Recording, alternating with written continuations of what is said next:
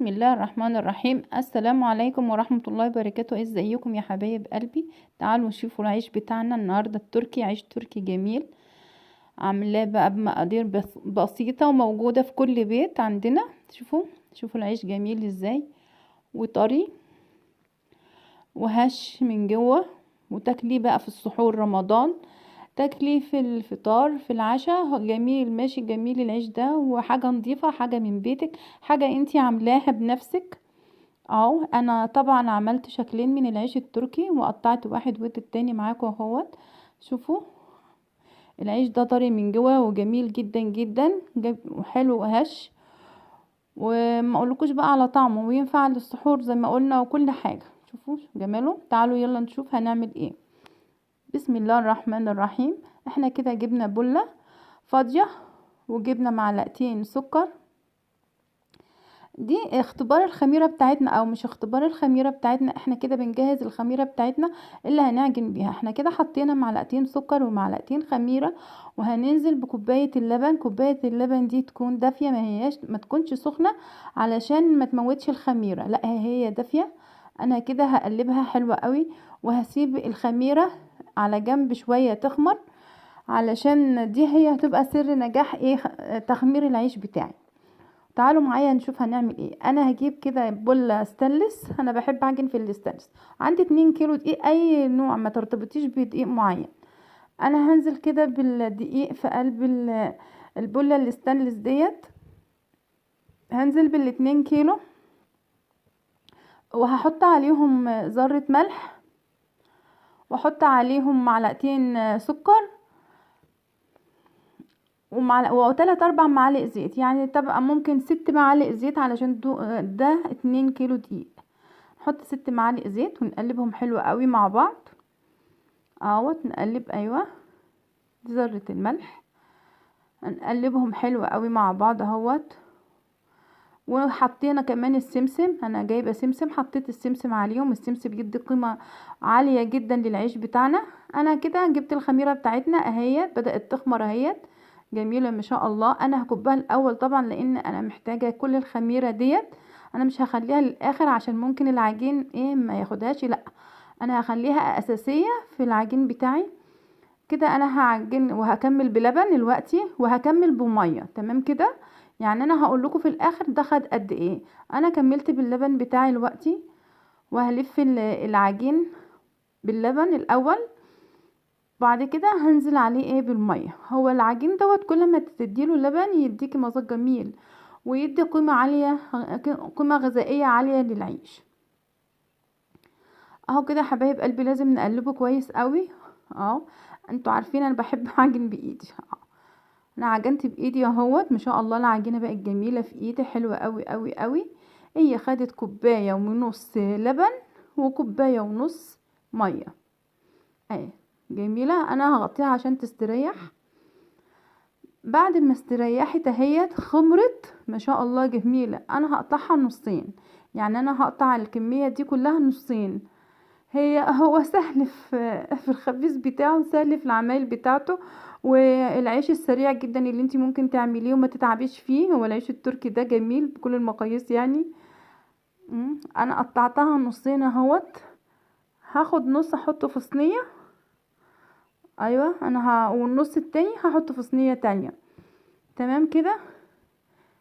انا في نص هخليه عايزاه مكور زي ما هو كده، هغطيه ببله مدورة، علشان عايزاه يدي ارتفاع الكورة كده، يبقى ارتفاع المدور دوت كده. انا حلو قوي كده، وهغطيه بالبلة الصيني علشان يديني الارتفاع كده زي ما انتوا شفتوا في الاول. وهجيب ده بقى بطته، هتبططيه بقى بالراحة. هي جميلة العجينة في ايدك، وخمرانة وما شاء الله، حلوة جميلة قوي يعني. يا ريت كل واحد فيكم يشوفوا الفيديو ده يشيره، علشان يعني المنفعة تعم على الناس كلها. وتشوفوا العيش دوت سهل جدا جدا ان هو يتعمل، وصحي جدا ومفيد، ويتعمل في الصيام. يعني ممكن بعد الفطار ممكن تعمليه، هتلحقي السحور، جميل يعني بكل المقاييس. انا فردت العجينة اهيت انا هعملها بقى بصوابعي، هعمل الشكل بتاعه بصوابعي كده. انا هغرز صوابعي في العيش داير ما يدور اهو. طبعا بصوابعك، ما انتي اللي عاجنه عجينك، وانتي اللي عارفه ان انتي حاجتك حلوه وزي الفل اهو ما شاء الله. اديني الشكل اللي انا بشوفه في العيش التركي بيتعمل بكل سهوله اه جميل ما شاء الله. بسرعه بسرعه بسرعه ادانا الشكل اللي احنا عايزينه، ومفيش اي تعب ولا في اي مشكله في الموضوع ده. انا هسيبه يستريح شويه. انا هاجي لديت بقى واغطيها ادهن وشها زيت علشان ما تلزقش فيها البله. تعالوا معايا بقى نشوف بعد ما استريح. ما شاء الله شكله جميل لما استريح، والنفش كمان يعني زاد حلاوة كمان، اختمر على خمر. هظبط الشكل تاني بالشوكة علشان انا مش هحط ايدي في الزيت. هو كده انا هظبط الشكل اللي انا عملته بصوابعي قبل ما يخمر بالشوكة، علشان كمان كل المربعات دي ما تهبطش. انا لو انا عملتها بايدي كل المربعات ديت هتهبط، فانا بحددها بالشوكة. الشوكة اخف واسهل من ايدي اهو كده بقى الشكل جميل قوي اهو ما شاء الله. شكله جميل وحلو قوي كده. انا هجيب بقى بولة صغيرة فيها صفار بيضة، واحط عليها زيت، واحط عليها يعني احنا عارفين بيض يبقى ذرة خل، حاجات بسيطة من الخل عشان ريحة الزفارة ما تظهرش. واحط عليها معلقة زيت او معلقتين زيت اهوت، وانزل بزبادي علشان هنزل بمعلقتين زبادي علشان ادهن وش العيش. هو ده بقى اللي بيدي اللون الجميل اللي هو على وش العيش. وفي نفس الوقت الزبادي طبعا والبيض بيضيف له قيمة غذائية عالية جميلة اهو. حلو قوي كده. انا بقى هنزل ادهن وش العيش دوت. انا هجيب فرشة وادهنه بسم الله. بسم الله الرحمن الرحيم كده اهوت بدهنه اهوت. حلو قوي كده. الوش هيحمر وهيطلع ما شاء الله جميل جميل جميل كده. هدهن يعني انا مش هسيب اي حته في العيش الا لما ادهنها، علشان لو انا نسيت حته هتطلع لي حته وحته. لا انا عايزه كله لونه يبقى احمر ولونه جميل. انا حاطه سمسم في العيش من جوه. برضك السمسم له فوائد جميله وكلنا عارفينها. يعني انتي لو اخدتي معلقه سمسم كل يوم كأنك شربتي 7 كوبايات لبن زي ما بيقولوا. انا برضك هاجي على الرغيف التاني وهقصه، يعني هعمل له شكل كده جمالي. هظبط بس حجمه ما شاء الله. اظبط الشكل بتاعه من بره شكله جميل اهوت. وانا عايزاه مرتفع. انا عايزاه بنفس الشكل ده، لا هبطط ولا هفرد فيه. هو كده جميل. يلا تعالوا نشوف احنا هنعمل فيه شفتوا بقى الشكل ده هيدي نقصه كده هيدي شكل جميل قوي قوي قوي اهو. كده بيدي شكل جميل للرغيف بتاعنا. انا كنت هقص الاتنين اللي فوق دول بس، الشكلين دول بس، قلت اكمل بقى بقية الرغيف لانه هو بصراحة شكلهم جميل شكله جميل قوي. انا هكمل قص الرغيف كله وهتشوفوا في النهاية هو شكله عامل ازاي. بقى شكله عامل زي الوردة وشكله روعة روعة روعة. ما اقولكوش على الطعم، والله الطعم حكاية من جوه جميل. يعني انا بتبسط اما بعمل اي عيش او اي مخبوزات في البيت تغنيني ان انا انزل واشتري العيش ده بالشيء الفلاني من بره. كده شكله جميل قوي اهو. هنزل بردك عليه هدهنه بنفس الزبدة الزيت والبيض والزبادي كده ما شاء الله. يعني شوفي المقص بيدينا شكل جميل فيه من غير اي تعب ومن غير اي ان انتي تبذلي مجهود. كده شكله جميل اهو. انا هدهنه بقى بنفس الدهان اللي انا دهنت بيه الرغيف التاني ما شاء الله. دايما نسمي الله ونقول ما شاء الله، حتى لو انتي اللي بتعملي الحاجة ديت بتزيد بركة. يعني حتى لو انتي قلتي ما شاء الله على حاجتك وقلتي بسم الله بتزيد بركة بفضل الله وحده. كده ادهنها كلها علشان الوش بتاعها يطلع احمر وجميل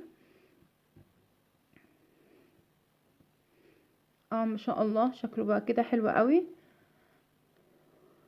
انا عايزه بقى اخلص الزبادي دي واجيب سمسم واجيب حبة البركة ورا ايه وازوق الرغيف بتاعي كده. جبت السمسم وعملت خط بالطول وخط ايه بالعرض، ونفس الشيء حبة البركة خط بالطول وخط ايه بالعرض. طبعا انتوا عارفين فوائد حبة البركة وفوائد السمسم، انتوا تايهين عنها يعني. وما طفلك او ابنك ياكل حاجة من الحاجات دي اللي هو بيرفض يشربها مثلا زي حبة البركة، فانت قدمت له القيمة بتاعتها في العيش، بتبقى طعمها جميل قوي. اهو كده الشكل النهائي جميل. هو السمسم علشان ابيض ما هوش باين لونه، بس هو جميل والله بشكله جميل قوي. كده برضك انا همسك الرغيف ده، انا برضك هحط في كل مربع من المربعات دي مربع سمسم ومربع حبة البركة، مربع سمسم ومربع حبة البركة. ما شاء الله. وهحط على الجناب بتاعته السمسم مش باين علشان لونه فاتح زي ما انا قلت.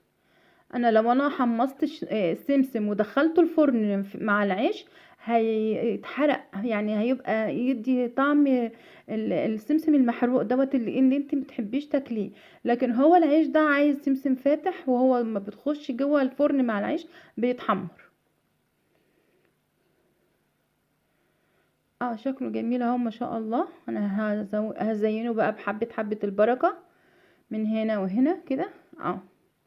كل ده اضافات في القيمة الغذائية بتاعك. انا هدخله الفرن ونرجع تاني نشوف مع بعض. كده رجعنا اهوت ما شاء الله. شوفوا الشكل روعة روعة روعة، تحفة بجد. شكله جميل جميل جميل، والطعم ما اقولكوش عليه روعة، طعمه جميل جميل. اتمنى والله ان انتوا تجربوه وما تكسلوش، يعني شوفي طعمه جميل قوي. هوريهولكوا في اول الفيديو، وبرضك هوريهولكوا هنا. هوريهولك ان هو عيش هش وجميل، وفعلا هم لهم حق. العيش التركي ده طعمه جميل بجد، وبينفع لكل حاجة. يعني ينفع فطار، ينفع على الغدا، ينفع لخضار، ينفع لجبن، لكل حاجة العيش ماشي ما شاء الله. والعيش ده برضك طعمه جميل. انا مش عايزه حد يخش يقولي زي العيش الشمسي بتاعنا. طبعا زي العيش الشمسي بتاعنا لا، بس انا عاملاه بالشكل ده عشان انا بغير في شكل العيش، يعني مش كله هيبقى مدور. انا عملت الشكل ده يعني شكل جميل جمالي مني انا. هو برضك العيش منفوش من جوه وسخن وجميل ما شاء الله ما شاء الله جميل. ده بقى لو كلت بيه اي حاجه خضار اي اكل بيبقى طعمه جميل برضك. هو ما خدش مجهود والله ولا حاجه، بالعكس ده هو خلص بسرعه، بس هو بياخد وقت في التخمير. شكله جميل. اتمنى ان انتوا تجربوه وتقولوا لي ايه رايكم.